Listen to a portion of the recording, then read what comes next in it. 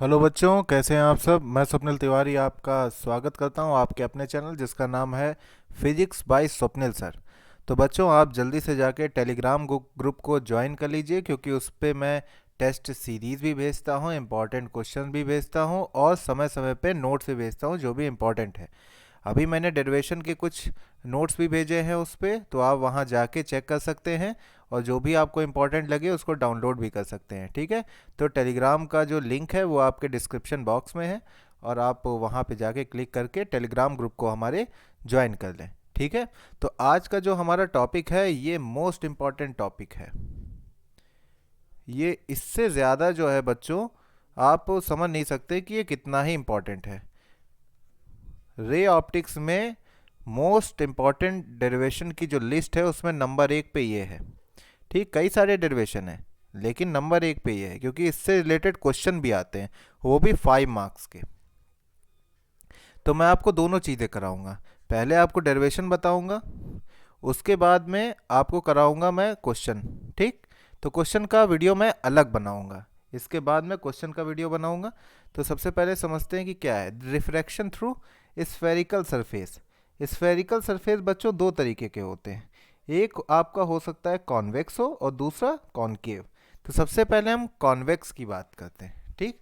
Exam में कौन से पूछे जाते हैं, तो एग्ज़ाम में आपका कॉन्वेक्स भी पूछा जाता है और कॉनकेव भी पूछा जाता है, और दोनों में क्या है, स्लाइटली डिफरेंस है, माइनस साइन का डिफरेंस होता है, बाकी आपका रिजल्ट सेम ही आएगा। ठीक। और डायग्राम थोड़ा सा चेंज हो जाएगा, वो मैं आपको बताऊंगा। तो सबसे पहले हम यहाँ बात करेंगे कॉन्वेक्स सरफेस की, कि स्फेरिकल सरफेस अगर कॉन्वेक्स लिया जाए तो क्या होगा। तो चलिए शुरू करते हैं। यहाँ पे देखिए, हमारा ये आपका स्फेरिकल सरफेस हो गया। ठीक। ये आपका हो गया प्रिंसिपल एक्सिस। ये आपका देखिए स्फेरिकल सरफेस है। ठीक। ये आपका n1 हो गया, ये आपका n2 हो गया। यहाँ पे आपका ऑब्जेक्ट रखा हुआ है। ऑब्जेक्ट के लिए, ऑब्जेक्ट से लाइट रेज जो है वो देखिए ऐसे जा रही है। ये देखिए, कोई बढ़िया सा एक कलर ले लेते हैं, वाइट कलर लेते हैं। अब यहाँ से देखिए लाइट रे ऑब्जेक्ट से ऐसे जा रही हैं, जाने के बाद ये रिफ्रैक्ट करती हैं, इनको जाना चाहिए था सीधे। और ये आपका देखिए सेंटर ऑफ कर्वेचर है। अब इस पर ये जो पॉइंट ऑफ कांटेक्ट है यहाँ पे हम खींचेंगे नॉर्मल। तो हमें पता है जब भी पॉइंट ऑफ कांटेक्ट से नॉर्मल जब भी ड्रॉ करते हैं तो वो सेंटर ऑफ कर्वेचर से होके जाता है।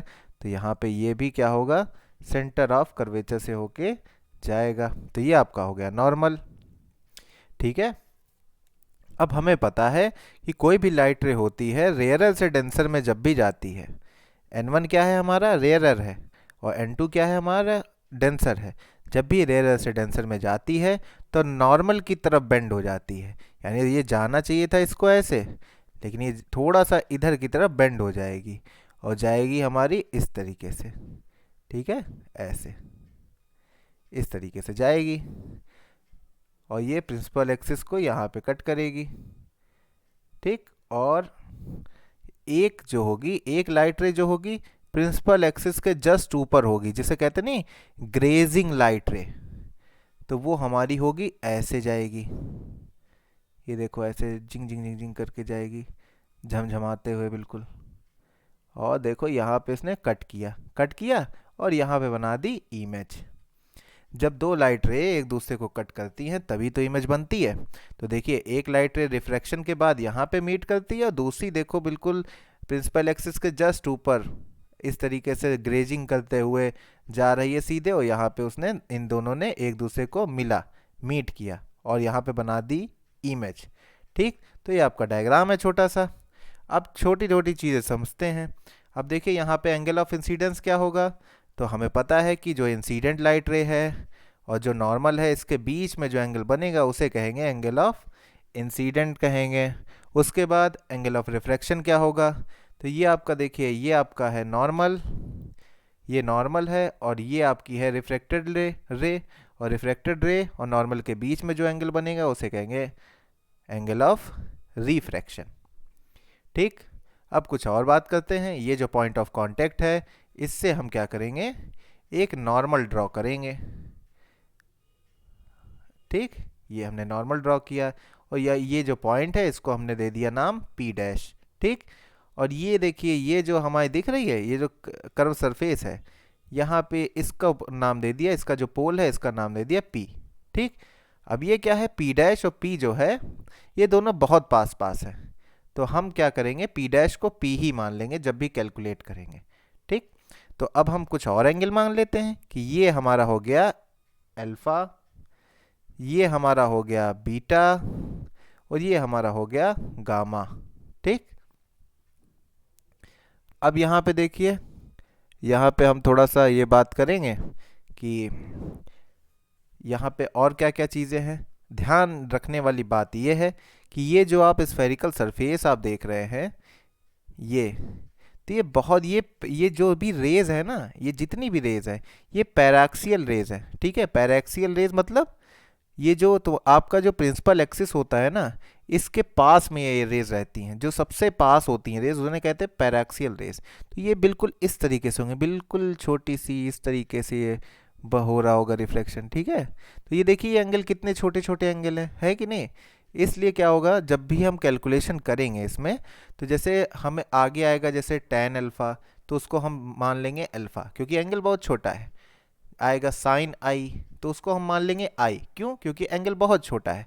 क्योंकि जो रेज हमने इसमें यूज़ की हैं, ये तो चलो हमने बड़ा सा डायग्राम बनाया, लेकिन जो इसमें रेज यूज़ की गई हैं वो क्या है, वो बहुत पैराक्सियल रेज है, वो बहुत ही प्रिंसिपल एक्सिस के बहुत पास होंगी। पास होने की वजह से यहाँ पे आप देख लीजिए, पास होने की वजह से एंगल क्या होगा, बहुत ही छोटा होगा। और छोटा होने की वजह से tan अल्फ़ा की जगह हम अल्फ़ा रख लेंगे और साइन अल्फ़ा की जगह हम साइन आई की जगह आई रख लेंगे, ठीक है ना। इसलिए इस तरीके से इसमें कैलकुलेशन में आगे करेंगे, ठीक है। समझ में आया। थोड़ा सा डायग्राम इधर उधर बन गया है तो थोड़ा सा आप एडजस्ट कर लीजिएगा, अच्छे से साफ सुथरा बना लीजिएगा तो बढ़िया रहेगा। यहाँ पे थोड़ा सा मिटाएंगे ताकि आपको समझ में आए, ठीक है। ये चीज़ हम थोड़ी मिटा देते ताकि थोड़ा साफ सुथरा दिखे। अब सही है। अब ये थोड़ा सा नॉर्मल हम बढ़ा देते हैं यहाँ पे आगे, तो आपको थोड़ा सा समझ में आएगा। क्योंकि डायग्राम क्या है ना, हाथ से बनाने में ये थोड़ा सा ग्राफिक पैड है, इसमें थोड़ा सा कभी कभी दिक्कत हो जाती है इस वजह से। अब देखिए यहाँ पे बढ़िया ये नॉर्मल हो गया, नॉर्मल और इंसिडेंट ये देखिए आई बन गया, बिल्कुल चमचमाता हुआ आप दिख रहा है आपको, ठीक। चलिए और भी कुछ अच्छी अच्छी चीज़ कर दी जाए तो ये लीजिए, थोड़ी और अच्छी चीज़ कर दी, अब साफ़ सुथरा और हो गया। चलिए ठीक है। अब यहाँ पे हम थोड़ा सा नामकरण कर देते हैं, इसका थोड़ा नेमिंग एमिंग कर देते हैं। तो ये जो पॉइंट ऑफ कांटेक्ट है इसको हमने नाम दे दिया M, और ये O है, ये आपका P डैश, और ये C है, ये I है। इतना तो हमें पता ही चल गया। ये N1 है रिफ्रैक्टिव इंडेक्स, जहाँ से लाइट रे आ रही है, जहाँ ऑब्जेक्ट रखा है जिस मीडियम में उसका रिफ्रैक्टिव इंडेक्स N1 है। और जहाँ पे लाइट रे जा रही है, यानी ये जो आपका मीडियम है स्फेरिकल सरफेस है, इसका रिफ्रैक्टिव इंडेक्स N2 है, ठीक। और जिन रेज की बात हो रही है, रेज कैसी हैं, पैराक्सियल रेज हैं। पैराक्सियल रेज क्या होती हैं, ऐसी रेज जो प्रिंसिपल एक्सिस के बहुत करीब होती हैं, ठीक। चलिए अब स्टार्ट करते हैं। अब डायग्राम हमने देख लिया, समझ लिया, अब स्टार्ट करते हैं। बहुत इजी डेरिवेशन है, इतनी थ्योरी बताना ज़रूरी था ताकि आपको समझ में आए। अब देखिए आपको यहाँ पे दिख रहा होगा, ये देखिए ट्रायंगल आपका M O और C, ठीक है। ट्रायंगल MOC में आप अगर देखेंगे तो इसमें देखिए इसका डायग्राम हम जरा बना लें तो इस तरीके से बनेगा, ये इस तरीके से, ठीक। ये देखिए तो ये आपका बीटा एंगल बन रहा है, ये आपका अल्फा एंगल बनना है और ये आपका आई एंगल बनना है। तो यहाँ पे हम एक्सटीरियर एंगल थ्योरम लगा सकते हैं। तो एक्सटीरियर एंगल थ्योरम से क्या होगा, जो हमारा एंगल आई होगा वो हो जाएगा अल्फा प्लस बीटा के सम के बराबर। और यहाँ पे हम इक्वेशन नंबर 1 नाम दे देते हैं उसको, ठीक। उसके बाद क्या होता है, उसके बाद एक और एक्सटीरियर एंगल बनना है। देखो M C और I, तो इसको भी ऐसे डायग्राम बना लो, ट्रायंगल MCI। इसका डायग्राम बनाए तो देखो एक ऐसा है, ये है और ऐसा है, ठीक है। अब देखो यहाँ पे ये आपका R हो गया, ये आपका देखो गामा हो गया, और ये आपका क्या हो गया, यहाँ पे बीटा हो गया। तो यहाँ पर भी देखिए एक्सटीरियर एंगल लग जाएगी कि नहीं लग जाएगी, एक्सटीरियर एंगल लगा देते हैं यहाँ पे। तो एक्सटीरियर एंगल थ्योरम लगाई तो ये हो गया हमारा beta equal to R plus gamma. अब यहाँ से आर की वैल्यू अगर निकालेंगे तो आ जाएगा हमारा बीटा माइनस गामा। तो ये आपकी सेकेंड इक्वेशन आ गई। ठीक है। अब अब नेक्स्ट स्टेप क्या होगा हमारा, नेक्स्ट स्टेप ये होगा हमारा कि इसमें कई सारे ट्रायंगल दे रखे हैं। ठीक है। अब यहाँ पे जो ट्रायंगल है, सबसे पहले आपको हम ये बता दें, ये जो स्फेरिकल सरफेस आपको दिखाई पड़ रहा है ये वाला, ये जो स्फेरिकल सरफेस आपको दिखाई पड़ रहा है, इसमें ये पॉइंट इसका पोल इसका क्या है, पी है। और यहाँ पे जो हमने परपेंडिकुलर डाला है ये क्या है हमारा, ये पी डैश है। ठीक है। और दोनों ही क्या है, बहुत पास पास है। ठीक है, बहुत पास पास है, इसलिए पी डैश को हम कैलकुलेशन में पी ही लिखेंगे। ठीक है, पास पास है ना, तो चाहे पी डैश लिखिए चाहे पी लिखिए, बात तो एक ही है। अब पास पास होने की वजह से हम जानते हैं सारे मेजरमेंट जो होते हैं वो हम पोल से मेजर करते हैं, इसलिए हम पी डैश को क्या मान लेंगे, पी मान लेंगे। ठीक है। अब चलिए यहाँ पे हमें ट्रायंगल कुछ दिख रहे हैं, एक अभी आपको बताते कौन कौन से ट्रायंगल। एक देखिए ये वाला, एक देखिए ये वाला, ये वाला, हाँ इसको ऐसे करते, ये वाला देखिए, ये वाला दिखा कि नहीं, एक ये ट्रायंगल दिख रहा है, तो इसको बना लेते हैं यहाँ पे।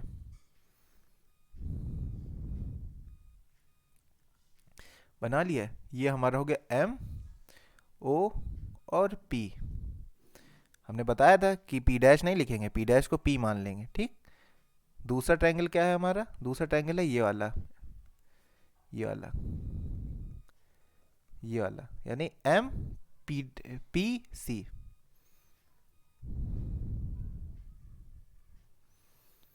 M P C. ठीक।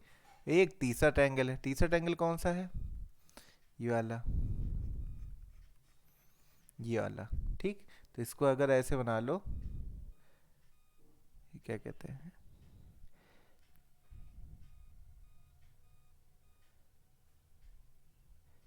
ये वाला देखिए, ये गामा हो गया एम, और ये देखिए ये पूरा ये, ठीक है, ये पूरा देखिए ये वाला एम पी और आई। ठीक है, ये तीन ट्रायंगल हो गए। अब यहाँ पे देखिए आपका ये अल्फा हो गया, ये आपका क्या हो गया, ये बीटा हो गया, और ये आपका गामा हो गया। अब इसको आप क्लियर कर लीजिए। अब यहाँ पे इस ट्रायंगल में अगर आप टेन अल्फा निकालेंगे तो टेन अल्फा इक्वल टू क्या आ जाएगा, M P upon O P. ठीक। यहाँ पे आप टेन बीटा निकालेंगे तो टेन बीटा इक्वल टू क्या हो जाएगा, M P upon P C. और यहाँ पे आप अब इसमें निकाल देंगे टेन गामा, तो टेन गामा इक्वल टू आ जाएगा M P upon P I. ठीक है।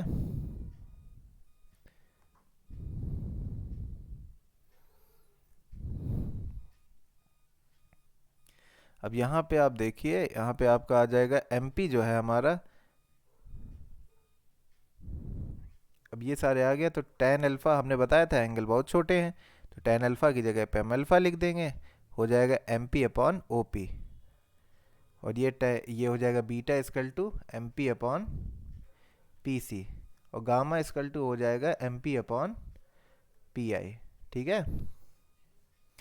अब यहाँ पे एक चीज़ आप देखिए, एम पी तो चलो छोड़ दीजिए अभी, आप एम पी को एम पी रहने दीजिए। ओ पी क्या है, ओ मतलब ऑब्जेक्ट और पी मतलब पोल, पोल से ऑब्जेक्ट की डिस्टेंस, यानी लेफ्ट साइड चलना, यानी माइनस यू।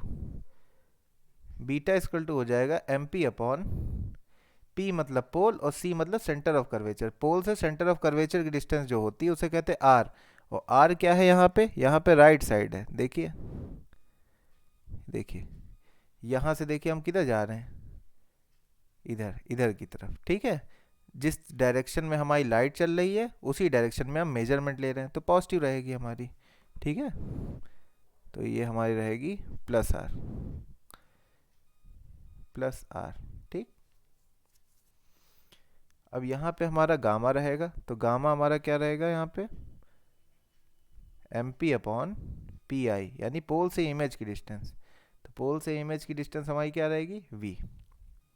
अब ये हम अब क्या करेंगे, अब हम लगाएंगे स्नेल्स लॉ। स्नेल्स लॉ हमारा क्या होता है, स्नेल्स लॉ जो हमारा होता है वो होता है साइन n1, सॉरी एक चीज,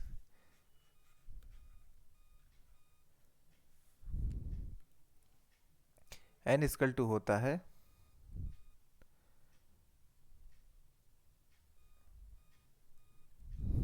एक सेकेंड, थोड़ा सा मिसप्रिंट हुआ जा रहा है, चल नहीं रहा है पेन।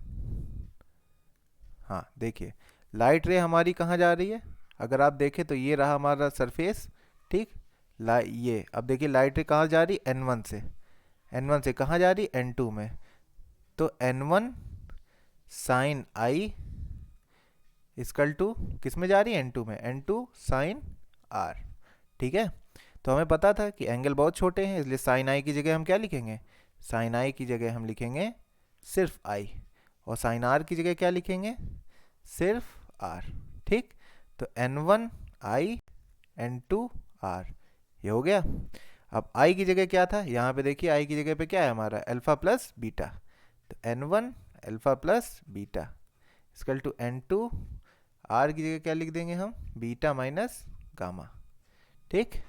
तो n1 अल्फा प्लस बीटा की जगह क्या लिखेंगे, तो अल्फा की जगह क्या हो जाएगा, M P upon minus U, plus beta की जगह क्या लिख देंगे, एम पी अपॉन आर, उधर n2 क्या हो जाएगा, बीटा की जगह एम पी अपॉन आर हो जाएगा, और माइनस गामा की जगह एम पी अपॉन वी हो जाएगा, ठीक। थोड़ा सा आगे बढ़ते हैं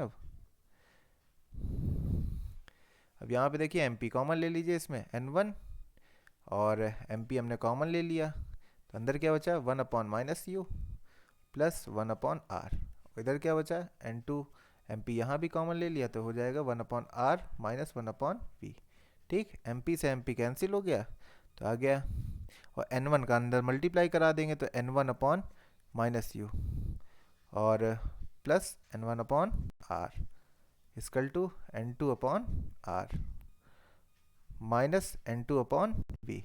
थोड़ा सा क्या करेंगे, ये जो v वाला टर्म है इसको इस साइड ले आएंगे, तो ले आने पे क्या हुआ, n2 upon V minus n1 upon U, और ये वाला टर्म इधर चला जाएगा, तो हो जाएगा n2 upon R minus n1 upon R. थोड़ा सा सिस्टमेटिक लिख देते हैं, तो हो जाएगा n2 upon V minus n1 upon U equal to n2 minus n1 upon R, ठीक है।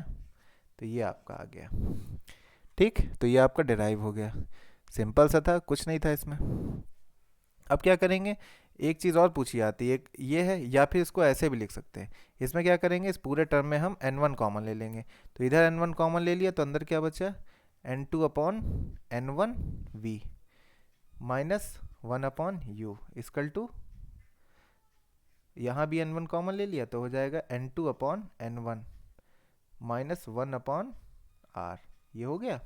अब हम यहाँ पे लेट कर लेते हैं n2 upon n1 equal to क्या होता है, हमें पता है कि n2 अपॉन n1 क्या होता है, n के बराबर होता है, तो यहाँ पे ये पूरा टर्म क्या हो जाएगा, n1 हो जाएगा, तो ये पहले तो ये कट जाएगा, और इसकी जगह पे हम लिख देंगे n upon V minus 1 upon U equal to n minus 1 upon R. तो ये एक दूसरा रिजल्ट आ गया, तो इन दोनों में से कोई एक रिजल्ट आता है प्रूव करने के लिए। तो उम्मीद है आपको समझ में आया होगा, और कोई भी क्वेरी हो तो आप कमेंट बॉक्स में कमेंट करके लिख सकते हैं।